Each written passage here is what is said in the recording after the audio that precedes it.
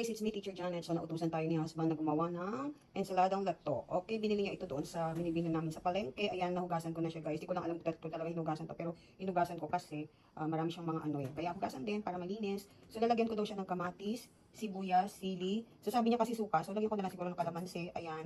Then, ang ginger or luya. So, guys, gawa tayo ng lato. Ang lato or seaweeds ay maraming vitamins and minerals and antioxidants. Okay, guys.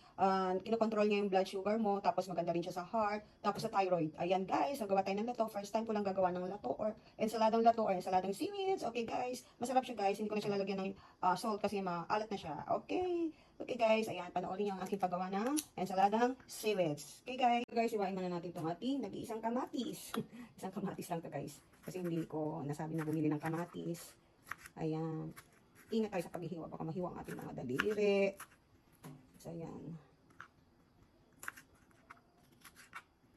So, hindi tayo masyado nakabili ng kamatis or hindi tayo nakabili ng kamatis. So, ayan, guys. So, kamatis. So, ayan, guys. Nagawa na tayo ng mga onions.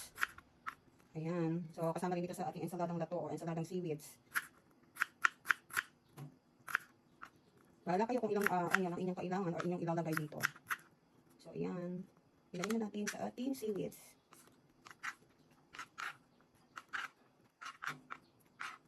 Ayan, guys. So, ito naman next ang ating ginger. Guys, ayan, hiniwan na natin ang ating luya o ang ginger. Hiwain lang natin ng maliliit. So, depende na rin sa inyo kung gaano kadalaki ang hiwa nyo sa inyong luya.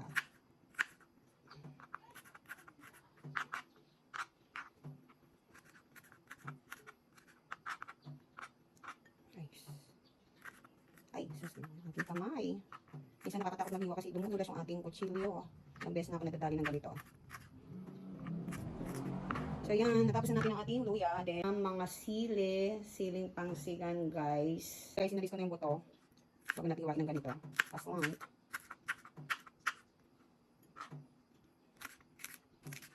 Pwede naman siling pula kung gusto nyo. Eh, sabi ni husband, ito daw pang sigang daw. Dito. Ayan, guys. So, natapos na. So, yung kalamansi naman, guys, ang ating ilalagay. Kalamansi. Guys, bigyan na natin siya ng kalamansi.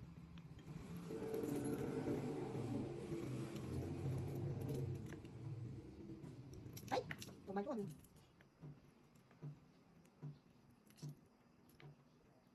Ayan na ang ating seaweed. Ensaladang seaweed, guys. Sarap.